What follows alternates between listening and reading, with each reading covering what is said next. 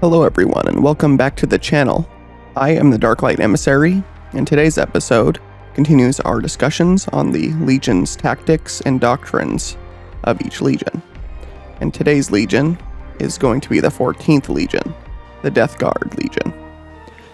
The Death Guard at the beginning of the Great Crusade were first known as the Dusk Raiders, and this Legion was basically at that point a pretty traditional Space Marine Legion with companies and captains and a pretty regular command structure.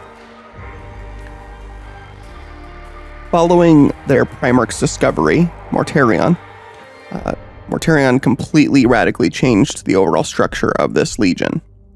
This Legion, at its highest point, had about 95,000 Space Marines in it. And it was split up by Mortarion into 7 great companies. So each of these companies carried quite a few more Marines than your traditional company would in even one of the other main bigger legions. This legion functioned like a great autocracy with Mortarion at the top. His word was law, and if you questioned it, that was tantamount to basically being grounds for execution by Mortarion. He did not brook anyone to override his command. Likewise, each captain and sergeant had their authority unquestioned by their next subordinate down. And in this way, one of the advantages to this style of leadership was that if a leader was killed in combat, the next ranking person would assume the responsibilities of that next leader. So even if you did kill one of their commanders, this legion would not stop to reorganize or mourn that loss. They would continue to fight you much the same as before. This legion's main tactic was for a unending reserve of endurance and ability to outlast the enemy in entrenched positions. If the Death Guard chose to land on your world, it was going to be incredibly hard to dig them out of any fortifications they set up themselves. And they had no problem with grinding a large, powerful force of Astartes against your battle lines. Mortarion believed in infantry first and foremost, and each of his Space Marines were trained to basically fulfill their role in a given campaign. Unless you were a Tech Marine or an Apothecary, your role could change from heavy support to scout to any number of other roles within a squad in a given campaign. And so this legion was just known for basically moving against entrenched enemy positions and grinding them into dust over a long attrition match. And to get this done, they often favored flamer weapons, bolters, and other close-range weaponry. This legion made special use of many of the most horrifying weapons that the Astartes had access to, like Phosphex weapons and radiation weapons, things of those natures. The Death Guard had no problems with leaving something an irradiated mess, as long as they fulfilled their objectives of defeating the enemy over a given campaign. You did not send the Death Guard to a world to have it be pristine afterwards. You sent them to send a message to further enemies that if the Death Guard was unleashed, not much was going to remain if you did not surrender to terms to begin with. Mortarion was not a merciful Primarch by any means. Not to his men, and especially not to his perceived enemies. To go along with your traditional Space Marine in this army, the Death Guard Legion also tended to have more dreadnoughts than the norm that they would deploy, along with Terminators as well. They seem to have more of those. And they tended to not like a lot of armor.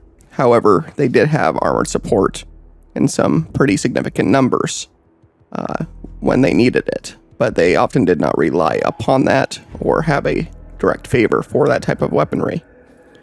One of the other unique things about this Legion is they tended to, along with close-ranged weapons, like to use melee weapons. And some of the melee weapons they did use were pretty unique, such as scythe-type weapons, especially known amongst the Primarchs bodyguards. The Death Shroud were great scythes that they used, and also Mortarion himself carried a scythe that was also represented by his legion. Along with their scythes that were a signature sign of this legion, they also tended to not paint their armor to any degree, other than some green trim. The rest of the armor was basically left unpainted, mostly because Mortarion did not see any need for any kind of flourish or anything other than the purely functional that his legion embodied, and he himself tried to embody. Everything in the legion was to represent him and his focus, and pretty much his entire legion followed his commands to the letter. There were no real protests against him.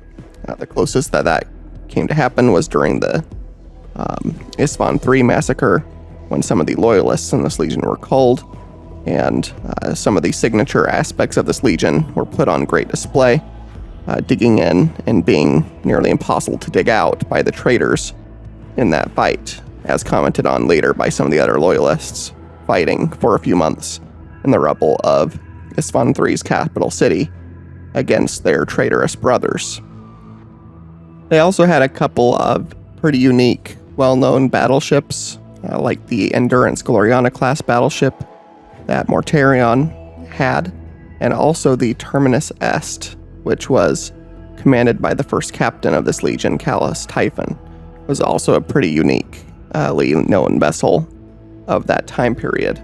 And this legion often operated pretty much completely as a whole legion. Like some of the legions that we'll see a little bit later on were split up into individual task forces and expeditionary forces.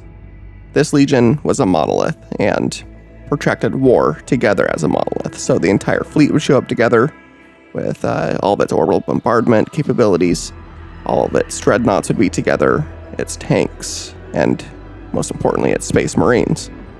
And coalescing all together into a relentless force of endurance that if you were getting tired in a conflict against them, they would use that against you, and you would be the one tired and they would not be. And then they would overrun your positions given enough time. And that is one thing that the Death Guard often had, was the time and the patience to outlast you in any given tactical or strategic situation. And if you were patient and able to defend against them, then they would unleash horrifying weapons like phosphex and radiation weapons and other of the most powerful and potent and terrifying weapons that the Imperium had at the time during the Great Crusade. And so this has been a bit about the tactics and doctrines of the Death Guard Legion. I know this video came out a little bit later than the last one. I do apologize for that. Between feeling a bit sick at times and work being what it is right now, I've slowed down a little bit on some of these videos, but I promise I will keep putting out when I can. I'm going to try to do daily again shortly, but for now it's going to be what I can do. As always, please leave a like if you liked it. Please leave a comment if you'd like to bring up anything to me, or just simply comment on the video. Next one will be on the next Legion, which is the 13th. Everyone's favorite Legion ever, the Ultramarines Legion. As always, thanks a lot for the time you spend on my videos. I do appreciate being able to share my perspectives and information with each of you. Bring your light into the dark places, and I will see you in the next video. Thank you, and have a great day or night wherever you are.